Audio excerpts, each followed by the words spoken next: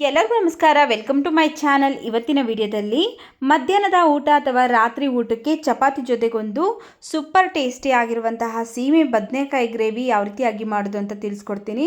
ಚಪಾತಿ, ಬಿಸಿ ಬಿಸಿ ಅನ್ನ, ರೊಟ್ಟಿ ಎಲ್ಲದಕ್ಕೂ ಸಹ ಸೂಪರ್ ಆಗಿರುತ್ತೆ. ನೋಡಿ, ಇಲ್ಲಿ ಸೀಮೆ ಬದನೆಕಾಯಿನ ಕೆಲವೊಬ್ಬೊಬ್ಬರು ತಿನ್ನೋದಿಲ್ಲ, ಇದು ನೀರಿನ ಅಂಶ ಜಾಸ್ತಿ ಬಿಟ್ಕೊಳ್ಳುತ್ತೆ ಅಂತ. ಆದರೆ ಈ ರೀತಿಯಾಗಿ ಗ್ರೇವಿ ಮಾಡಿಕೊಂಡು ತಿಂದರೆ 2 ರೊಟ್ಟಿ ತಿನ್ನೋರು ಪಕ್ಕ 4 ರೊಟ್ಟಿ ತಿಂತಾರೆ, ಅಷ್ಟು ಟೇಸ್ಟಿ ಆಗಿರುತ್ತೆ. ನೋಡಿ, ಇಲ್ಲಿ 2 ಸೀಮೆ ಬದನೆಕಾಯಿನ ಫಸ್ಟು ಚೆನ್ನಾಗಿ ತೊಳೆದು ಒಳಗಡೆ ಇರುವಂತಹ ಬೀಜನೆಲ್ಲ ತೆಗೆದು ಈ ರೀತಿ ಸಣ್ಣದಾಗಿ ಹೆಚ್ಚಿ ತಗೊಂಡಿದ್ದೀನಿ. ಹಾಗೆಯೇ ಒಂದು ಬಾಣಲೆ ಬಿಸಿಗಿಟ್ಟು 2 ಟೇಬಲ್ ಸ್ಪೂನ್ ಆಗೋಷ್ಟು ಎಣ್ಣೆ ಹಾಕ್ಕೊಳ್ತಾ ಇದ್ದೀನಿ. ಎಣ್ಣೆ ಬಿಸಿ ಆದಮೇಲೆ ಅರ್ಧ ಸ್ಪೂನ್ ಸಾಸಿವೆ, ಅರ್ಧ ಸ್ಪೂನ್ ಉದ್ದಿನಬೇಳೆ, 1 ಸ್ಪೂನ್ ಕಡಲೆಬೇಳೆ, ಸ್ವಲ್ಪ ಹಸಿ ಕರಿಬೇವಿನ ಸೊಪ್ಪನ್ನು ಹಾಕಿ ಕಡಲೆಬೇಳೆ ಮತ್ತು ಉದ್ದಿನಬೇಳೆ ಲೈಟಾಗಿ ಕಲರ್ ಚೇಂಜ್ ಆಗೋವರೆಗೂ ಫ್ರೈ ಮಾಡ್ಕೊಳ್ತಾ ಇದ್ದೀನಿ. ನೋಡಿ, ಈಗ ಫ್ರೈ ಮಾಡಿಕೊಂಡು ಈಗ ಇದಕ್ಕೆ ನಾನು ಒಂದು ದೊಡ್ಡ ಸೈಜ್ ಈರುಳ್ಳಿನ ಕಟ್ ಮಾಡಿ ಸೇರಿಸ್ತಾ ಇದ್ದೀನಿ.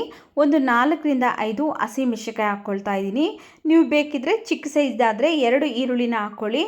ಈರುಳ್ಳಿ ಮತ್ತು ಹಸಿಮೆಣಸಿನಕಾಯಿ ಎರಡನ್ನೂ ಸಹ ಲೈಟಾಗಿ ಕಲರ್ ಚೇಂಜ್ ಆಗೋವರೆಗೂ ಫ್ರೈ ಮಾಡಿಕೊಂಡು ಈಗ ಇದಕ್ಕೆ ನಾವು ಫಸ್ಟನ್ನೇ ಕಟ್ ಮಾಡಿ ತೊಗೊಂಡಿದ್ರಲ್ಲ ಸೀಮೆ ಬದನೆಕಾಯಿ, ಆ ಸೀಮೆ ಬದನೆಕಾಯಿನ ಈಗ ಇದಕ್ಕೆ ಹಾಕ್ಕೊಂಡು ಚೆನ್ನಾಗಿ ಮಿಕ್ಸ್ ಮಾಡ್ಕೊಳ್ತಾ ಇದ್ದೀನಿ. ನೋಡಿ, ಈಗ ಚೆನ್ನಾಗಿ ಒಂದ್ಸರಿ ಮಿಕ್ಸ್ ಮಾಡ್ಕೊಂಡಾಗಿದೆ. ಈಗ ಇದ್ರ ಮೇಲೆ ಲಿಡ್ನ ಕ್ಲೋಸ್ ಮಾಡಿ ಒಂದು 3ರಿಂದ 4 ನಿಮಿಷ ಮಧ್ಯೆ ತಿರುಗಿಸ್ತಾ ಬೇಯಿಸ್ಕೊಳ್ಬೇಕು. ಇದರಲ್ಲಿರುವಂತಹ ನೀರಿನಂಶನೇ ಚೆನ್ನಾಗಿ ಬಿಟ್ಕೊಂಡು ಸೀಮೆ ಬದನೆಕಾಯಿ ಚೆನ್ನಾಗಿ ಸಾಫ್ಟಾಗಿ ಬೇಯಬೇಕು. ಅದರಿಂದ ಇಲ್ಲಿ ನಾನು 3ರಿಂದ 4 ನಿಮಿಷ ಬೇಯಿಸ್ಕೊಳ್ತಾ ಇದ್ದೀನಿ. ಇದನ್ನು ಬೇಯೋದಕ್ಕಿಟ್ಟು ನಾವು ಒಂದು ಮಸಾಲೆ ರೆಡಿ ಮಾಡ್ಕೊಳ್ಳೋಣ. ಅದಕ್ಕೋಸ್ಕರ ಬಾಣಲಿ ಬಿಸಿಗಿಟ್ಟು ಒಂದು 4 ಪೀಸ್ ಆಗೋಷ್ಟು ಲವಂಗ, 2 ಪೀಸ್ ಚಕ್ಕೆ, 1 ಸ್ಪೂನ್ ಧನಿಯಾ, ಹಾಗೆಯೇ ಇಲ್ಲಿ 3 ಬ್ಯಾಡಗಿ ಮೆಣಸಿನಕಾಯಿ, ಒಂದು 2 ಸ್ಪೂನ್ ಆಗೋಷ್ಟು ಒಣಕೊಬ್ಬರಿ ಹಾಕ್ಕೊಂಡಿದ್ದೀನಿ. ಒಣಕೊಬ್ಬರಿ ನಿಮ್ಮ ಹತ್ರ ಇಲ್ಲ ಅಂದರೆ ನೀವು ಹಸಿ ಕೊಬ್ಬರಿ ಹಾಕ್ಕೊಳ್ಬೋದು. ಒಣಕೊಬ್ಬರಿ ಹಾಕೋದ್ರಿಂದ ಟೇಸ್ಟ್ ಚೆನ್ನಾಗಿರುತ್ತೆ. ಅದರಿಂದ ನಾನಿಲ್ಲಿ ಒಂದು 2 ಸ್ಪೂನ್ ಆಗೋಷ್ಟು ಒಣಕೊಬ್ಬರಿ, ಹಾಗೆಯೇ ಒಂದು ಅರ್ಧ ಸ್ಪೂನ್ ಆಗೋಷ್ಟು ಜೀರಿಗೆನೂ ಸಹ ಹಾಕ್ಕೊಂಡು ಸ್ಟೌರಿನ ಲೋ ಫ್ಲೇಮಲ್ಲಿ ಇಟ್ಕೊಂಡು ಚೆನ್ನಾಗಿ ಫ್ರೈ ಮಾಡ್ಕೊಳ್ತಾ ಇದ್ದೀನಿ. ಇವಿಷ್ಟು ಒಳ್ಳೆ ಘಮ ಬರಬೇಕು, ಆ ರೀತಿಯಾಗಿ ಫ್ರೈ ಮಾಡ್ಕೊಳ್ತಾ ಇದ್ದೀನಿ. ಇದು ಸೀಸೋದಕ್ಕೆಲ್ಲ ಹೋಗಬೇಡಿ, ಸೀಬಾರ್ದು.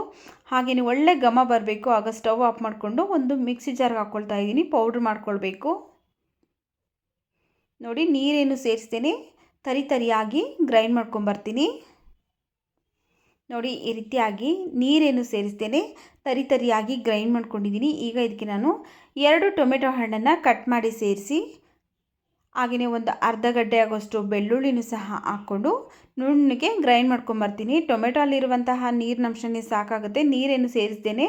ಹಾಗೆಯೇ ಚೆನ್ನಾಗಿ ನೋಡಿ ಈ ರೀತಿಯಾಗಿ ನುಣ್ಣಗೆ ಗ್ರೈಂಡ್ ಮಾಡ್ಕೊಂಡಿದ್ದೀನಿ. ಈಗ ಇದನ್ನು ಸೈಡ್ಗೆ ಇಟ್ಟು ನೋಡಿ, ಇಲ್ಲಿ ಒಂದು 3ರಿಂದ 4 ನಿಮಿಷ ಆಗಿದೆ. ಸ್ಟೌರಿನ ಲೋ ಟು ಮೀಡಿಯಮ್ ಫ್ಲೇಮಲ್ಲಿ ಇಟ್ಕೊಂಡು ಚೆನ್ನಾಗಿ ಬೇಯಿಸ್ಕೊಳ್ತಾ ಇದ್ದೀನಿ. ಇದರಲ್ಲಿರುವಂಥ ನೀರಿನಂಶನೇ ಬಿಟ್ಕೊಂಡು ಚೆನ್ನಾಗಿ ಬೇಯ್ತಾ ಬಂದಿದೆ. ನೋಡಿ, ಇಲ್ಲಿ ಒಂದು 3/4 ಭಾಗದಷ್ಟು ಈ ಸೀಮೆ ಬದನೆಕಾಯಿ ಎಲ್ಲ ಚೆನ್ನಾಗಿ ಬೆಂದಿದೆ. ಇಷ್ಟು ಬೆಂದರೆ ಸಾಕಾಗುತ್ತೆ, 3/4 ಭಾಗದಷ್ಟು. ಈಗ ನಾವು ರುಬ್ಬಿಟ್ಕೊಂಡಿದ್ರಲ್ಲ ಮಸಾಲ, ಆ ಮಸಾಲಾನ ಈಗ ಇದಕ್ಕೆ ಸೇರಿಸ್ತಾ ಇದ್ದೀನಿ. ಈ ಸೀಮೆ ಬದನೆಕಾಯಲ್ಲಿ ಸಾರು ಮಾಡಿದ್ರೆ ಕೆಲವೊಬ್ಬೊಬ್ಬರಿಗೆ ಇಷ್ಟ ಆಗೋದಿಲ್ಲ, ಸೀಮೆ ಬದನೆಕಾಯಿ ನೀರು ಥರ ಬಿಟ್ಕೊಂಡ್ಬಿಡುತ್ತೆ ಅಂತ. ಈ ರೀತಿ ಗ್ರೇವಿ ಮಾಡಿ ಕೊಡಿ, ಅವರೇ ಕೇಳಿ ಮಾಡಿಸ್ಕೊಂಡು ತಿಂತಾರೆ, ಅಷ್ಟು ಟೇಸ್ಟಿ ಆಗಿರುತ್ತೆ. ನೋಡಿ, ರುಬ್ಕೊಂಡಿರುವಂತಹ ಮಸಾಲೆ ಸೇರಿಸಿದಾದ್ಮೇಲೆ ಒಂದು 1/4 ಟೀ ಸ್ಪೂನ್ ಆಗೋಷ್ಟು ಅರಿಶಿನ ಪುಡಿ, ಅರ್ಧ ಸ್ಪೂನ್ ಆಗೋಷ್ಟು ರೆಡ್ ಚಿಲ್ಲಿ ಪೌಡರ್ನ ಹಾಕ್ಕೊಂಡು ಚೆನ್ನಾಗಿ ಮಿಕ್ಸ್ ಮಾಡಿ ಈಗ ಲಿಡ್ನ ಕ್ಲೋಸ್ ಮಾಡಿ ನಾವು 2ರಿಂದ 3 ನಿಮಿಷ ಬೇಯಿಸ್ಕೊಳ್ಬೇಕು. ಇದರಲ್ಲಿರುವಂಥ ಹಸಿ ಸ್ಮೆಲ್ಲೆಲ್ಲ ಹೋಗಬೇಕು. ಆದ್ದರಿಂದ ಸ್ಟೌರಿನ ಲೋ ಫ್ಲೇಮಲ್ಲಿ ಇಟ್ಕೊಂಡು ಒಂದು 2ರಿಂದ 3 ನಿಮಿಷ ಚೆನ್ನಾಗಿ ಫ್ರೈ ಮಾಡ್ಕೊಂಡಿದ್ದೀನಿ. ಇದರಲ್ಲಿರುವಂಥ ಹಸಿ ಸ್ಮೆಲ್ಲೆಲ್ಲ ಹೋಗಿ ಒಳ್ಳೆ ಘಮ ಬರ್ತಾ ಇದೆ. ಈಗ ಇದಕ್ಕೆ ನಾವು ನೀರನ್ನು ಸೇರಿಸಬೇಕಾಗುತ್ತೆ. ನಾನಿಲ್ಲಿ ಅದೇ ಮಿಕ್ಸಿ ಜಾರ್ಗೆ 1 ಗ್ಲಾಸ್ ಆಗೋಷ್ಟು ನೀರನ್ನು ಸೇರಿಸಿ ಅದನ್ನು ಈಗ ಇದಕ್ಕೆ ಹಾಕ್ಕೊಂಡು ಚೆನ್ನಾಗಿ ಮಿಕ್ಸ್ ಮಾಡ್ಕೊಳ್ತಾ ಇದ್ದೀನಿ. ನೋಡ್ಕೊಳ್ಳಿ, ನಿಮಗೆ ಗ್ರೇವಿ ಯಾವ ಹದಕ್ಕೆ ಬೇಕಾಗುತ್ತಲ್ಲ ಆ ಹದಕ್ಕೆ ನೋಡಿಕೊಂಡು ನೀರನ್ನು ಸೇರಿಸ್ಕೊಂಡು ಅಡ್ಜಸ್ಟ್ ಮಾಡ್ಕೊಳ್ಬೇಕು. ನಾನಿಲ್ಲಿ ಚಪಾತಿಗೆ ಮಾಡ್ತಾ ಇದ್ದೀನಿ, ಅದರಿಂದ ಈ ಹದಕ್ಕೆ ಮಾಡ್ಕೊಳ್ತಾ ಇದ್ದೀನಿ. ನೀವೇನಾದರೂ ಅನ್ನಕ್ಕೆ ಮಾಡೋದಿದ್ದರೆ ಇನ್ನು ಸ್ವಲ್ಪ ನೀರನ್ನು ಸೇರಿಸ್ಕೊಂಡು ಅಡ್ಜಸ್ಟ್ ಮಾಡ್ಕೊಳ್ಳಿ. ಸ್ವಲ್ಪ ತೆಳುವಾಗಿ ಸಾಂಬಾರು ಕನ್ಸಿಸ್ಟೆನ್ಸಿಗೆ ಮಾಡ್ಕೊಳ್ಳಿ. ನಾನಿಲ್ಲಿ ಮತ್ತೆ 1 ಗ್ಲಾಸ್ ನೀರನ್ನು ಸೇರಿಸಿ ಅಡ್ಜಸ್ಟ್ ಮಾಡಿ ಈಗ ರುಚಿಗೆ ತಕ್ಕಷ್ಟು ಉಪ್ಪು ಹಾಕ್ಕೊಳ್ತಾ ಇದ್ದೀನಿ. ಉಪ್ಪನ್ನು ನೋಡಿಕೊಂಡು ಎಷ್ಟು ಬೇಕಷ್ಟು ರುಚಿಗೆ ಹಾಕ್ಕೊಳ್ಳಿ. ಹಾಕ್ಕೊಂಡು ಈಗ ಲಿಡ್ನ ಕ್ಲೋಸ್ ಮಾಡಿ ಮತ್ತೆ ಒಂದು 3 ನಿಮಿಷ ಚೆನ್ನಾಗಿ ಬೇಯಿಸ್ಕೊಂಡಿದ್ದೀನಿ. ನೋಡಿ, ನಾವು ಹಾಕಿರುವಂತಹ ಎಣ್ಣೆ ಎಲ್ಲ ಮೇಲೆ ಬಂದು ತೇಲ್ತಾ ಇದೆ. ಈಗ ಗ್ರೇವಿ ಸೂಪರಾಗಿ ರೆಡಿಯಾಗಿದೆ. ನಾವು ಯಾವುದೇ ಗ್ರೇವಿ ಮಾಡಿದ್ರೂ ಅಷ್ಟೇ ಎಣ್ಣೆ ಎಲ್ಲ ಮೇಲೆ ಬಂದು ತೇಲ್ತಾ ಇದೆ ಅಂದರೆ ಉಪ್ಪು, ಹುಳಿ, ಖಾರ ಎಲ್ಲವೂ ಸಹ ಪರ್ಫೆಕ್ಟಾಗಿ ಇಟ್ಕೊಂಡಿದೆ ಅಂತ. ನೋಡಿ, ಈಗ ಲಾಸ್ಟಲ್ಲಿ ಸಣ್ಣದಾಗಿ ಕಟ್ ಮಾಡಿರುವಂತಹ ಕೊತ್ತಂಬರಿ ಸೊಪ್ಪನ್ನು ಹಾಕಿ ಮಿಕ್ಸ್ ಮಾಡಿಬಿಟ್ಟು ಈಗ ಸ್ಟವ್ ಆಫ್ ಮಾಡ್ಕೊಳ್ತಾ ಇದ್ದೀನಿ. ನೋಡಿದ್ರಲ್ಲ ಯಾವ ರೀತಿಯಾಗಿ ಸೀಮೆ ಬದನೆಕಾಯಿ ತಿನ್ನಲ್ಲ ಅನ್ನೋರಿಗೂ ಸಹ ಇಷ್ಟವಾಗುವಂತಹ ಸೀಮೆ ಬದನೆಕಾಯಿ ಗ್ರೇವಿ ಯಾವ ರೀತಿ ಮಾಡೋದು ಅಂತ.